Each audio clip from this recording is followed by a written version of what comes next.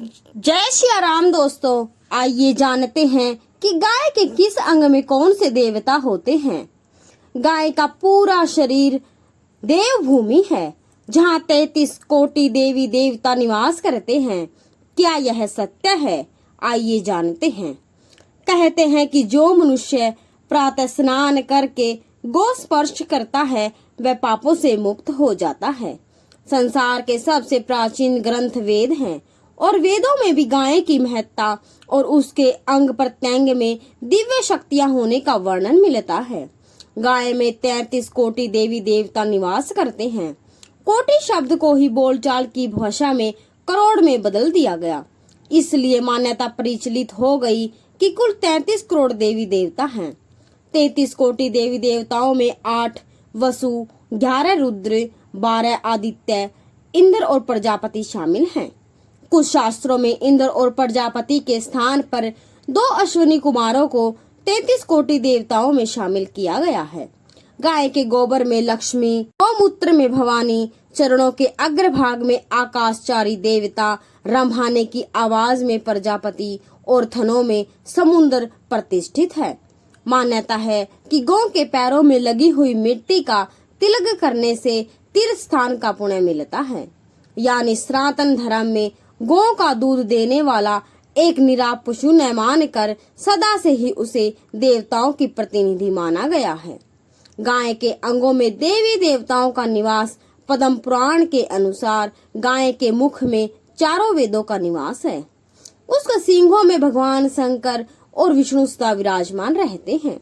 गाय के उदर में कार्तिकेय, मस्तक में ब्रह्मा, ललाट में रुद्र, सींगों के अग्रभाग में इंद्र, दोनों कानों में अश्विनी कुमार, नेत्रों में सूर्य और चंद्र, दांतों में गरुड़, जिह्वा में सरस्वती, अपान गुदा में सारे तीर्थ, मूत्र स्थान में गंगा जी, रोम कूपों में ऋषिगण, पृष्ठ भाग में यमराज, दक्षिण पार्श्व में वरुण एवं कुबेर, वाम पार्श्व में महाबली यक्ष, मुख के भीतर गंधर्व, नासिका के अग्रभाग में शरप, खुरों के पिछले भाग में अप्सराएं स्थित है।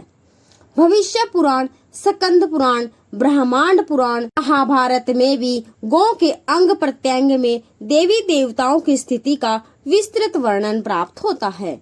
गायों का समूह जहाँ बैठकर आराम से सांस लेता है, उस स्थान की न केवल शोभा बढ़ती है बल्कि वहाँ का सारा पाप नष्ट हो जाता है। तीर्थों में स्नान दान करने से, ब्राह्मणों को भोजन कराने से, व्रत उपवास और जप तप और हवन यज्ञ करने से जो पुण्य मिलता है, वही पुण्य गौ को चारा या हरी घास खिलाने से प्राप्त होता है।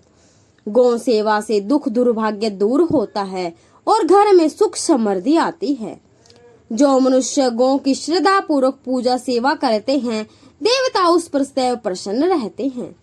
जिस घर में भोजन करने से पूर्व गोग्रास निकाला जाता है, उस परिवार में अन्न धन की कभी कमी नहीं होती है। भारत देश हमेशा से कृषि प्रधान देश रहा है और इसी कारण वो सभी साधन जिसमें गाय भी प्रमुख है, कृषि कार्य में सहायक रहे, पूजनीय माने गई। वैदिक समय से गाय को अर्थव्यवस्था की रीढ़ माना गया है। गाय के आर्थिक, चिकित्सीय और वैज्ञानिक लाभ देखते हुए यह बहुत जरूरी था कि इस निरीह पशु का संरक्षण और संवर्धन किया जाए। साधारण मानव के मनोमस्तिष्क में इस बात को सरलता से समझाने के लिए गाय के महत्व को धर्म के साथ संबंधित कर दिया गया। धार्मिक दृष्टि से गाय को सर्वोच्च स्थान दिया गया। यह माना जाता है कि गाय का शरीर देवभूमि है, जहाँ 33 कोटि देवी देवता निवास करते हैं। आइए देखें, क्या वास्तव में गाय का शरीर देवभूमि है, देवस्थान या मात्र एक शरीर है? पूरे विश्व में केवल हिंदू धर्म ही एक धर्म है जिसमें मानव को ही नहीं बल्कि पशु को भी मान सम्मान दिया जाता है। इसी कारण गाय को एक साधारण पशु न मानते हुए माता का स्थान दिया जाता है। यहाँ 33 कोटि से तात्पर्य 33 प्रकार के देवी देवता से है, जो हिंदू धर्म के आधार स्तंभ माने जाते हैं। भविष्य पुराण के अनुसार गाय के पृष्ठ भाग में ब्रह्मा जी का, गर्दन में विष्णु जी का और मुख वाले भाग में महादेव का वास है। से सभी देवी देवता का निवास स्थान गाय के शरीर का मध्य भाग है। गाय के हर रोम में महर्षि का निवास है तो पूंछ में अनंत नाग का घर है। ब्रह्मांड के पर्वत गाय के खुरों में है तो गौमूत्र में गंगा और शेष नदियां गोबर में लक्ष्मी जी का वास है। सूरज और चांद दोनों नेत्र हैं। इस प्रकार गाय का शरीर सकल जगत का प्रतिरूप है। वैज्ञानिकों ने क्या सच किया है? कहते हैं कि देशी गाय की गर्दन का उभरा हुआ भाग शिवलिंग है, जबकि वास्तविकता यह है कि इसमें सूर्य केतु नाम की नाड़ी होती है जो सूर्य की ऊष्मा को अपनी ओर आकर्षित करती है। इससे गाय की दूध में शक्ति आती है। श्याम वर्ण की गाय का दूध वात संबंधी रोगों के निवारण में सहायक होता है। पीले रंग की गाय का दूध पित्त और वात रोग को दूर करने वाला माना जाता है। गाय के गोबर से खाद और विटामिन B12 की प्रचुर मात्रा मिलती है। इसी गोबर के कंडे जलाने से कीटाणु और मच्छर आदि का नाश होता है। गौमूत्र से लीवर और मधुमेह संबंधी बीमारियां बहुत आसानी से दूर होती हैं। गाय के रंभाने से वातावरण शुद्ध होता है, इसलिए इसे पर्यावरण की संरक्षा भी कहा गया है।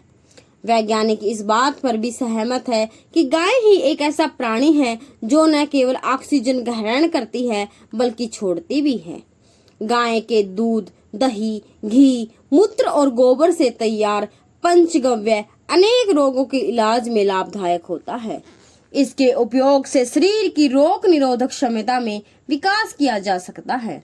इसके प्रयोग से कैंसर के इलाज के पेशेंट को भारत ने US से प्राप्त भी कर लिए हैं। सबसे पहले गोपालक श्री कृष्ण जी का एक नाम गोविंद भी उनके गो प्रेम के कारण प्रसिद्ध हुआ था। शायद इसलिए गाय की सेवा सभी देवताओं की सेवा के बराबर है। संसार में पृथ्वी और गौ से अधिक क्षमावान और कोई नहीं है। ब्राह्मणों में मंत्रों का निवास है और गाय में हविष्य स्थित है। गाय को सर्व तीर्थमयी कहा गया है। गाय को इस लोक में मुक्ति दिलाकर परलोक में शांति दिलाने का माध्यम माना गया है। श्री कृष्ण जी की बाल लीला का मुख्य पात्र गाय ही हैं।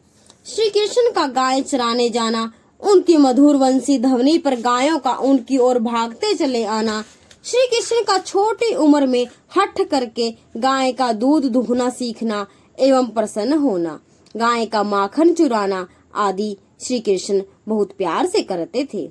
नंद बाबा के पास 9 लाख गायें थी। श्री कृष्ण कुछ बड़े हुए तो उन्होंने गोचारण के लिए माँ यशोदा से आज्ञा मांगी। माता यशोदा का हृदय तो धक धक करने लगा कि इतनी दूर वन में मेरा प्राण धन अकेला कैसे जाएगा। उन्होंने बहुत समझाया कि बेटा अभी तुम छोटे हो, पर कृष्ण की जिद के आगे वह हार मान ही गई। कार्तिक मास के शुक्ल पक्ष की अष्टमी को गोचारण का मुहूर्त निकला। माता यशोदा ने प्रातः काल ही सब मंगल कार्य किए और श्री कृष्ण को नहलाकर सुसज्जित किया। सिर पर मोर मुकुट, गले में माला तथा पीताम्बर धारण करवाया, हाथ में बेंत और नरसिंगा दिया। फिर पैरों में जूतियां पहनाने लगी तो कृष्ण ने जूते पहनने से मना कर दिया और माँ से कहा, यदि तू मेरी सारी गौओं को जूती पहना दे तो मैं इनको पहन लूंगा। जब गैया धरती पर नंगे पांव चलेंगी तो मैं भी नंगे पांव ही जाऊंगा। श्री कृष्ण जब तक ब्रज में रहे उन्होंने न तो सिले वस्त्र पहने, न जूते पहने और न ही कोई शस्त्र उठाया। श्री कृष्ण ने गौ माता की दावानाल से रक्षा की, ब्रह्मा जी से छुड़ा कर लाए, इंद्र के कोप से रक्षा की। गायों को श्री कृष्ण से कितना सुख मिलता है वह अवर्णनीय है। जैसे ही गाय कृष्ण को देखती वे उनके शरीर को चाटने लगती हैं। हर गाय का अपना एक नाम है। कृष्ण हर गाय को उसके नाम से पुकारते हैं तो वह गाय उनके पास दौड़ी चली आती है और उसके थनों से दूध चूने लगता है। समस्त गायें उनसे आत्म तुल्य प्रेम करती थी। गौ के बिना जीवन नहीं, गौ के बिना कृष्ण नहीं, कृष्ण भक्ति भी नहीं।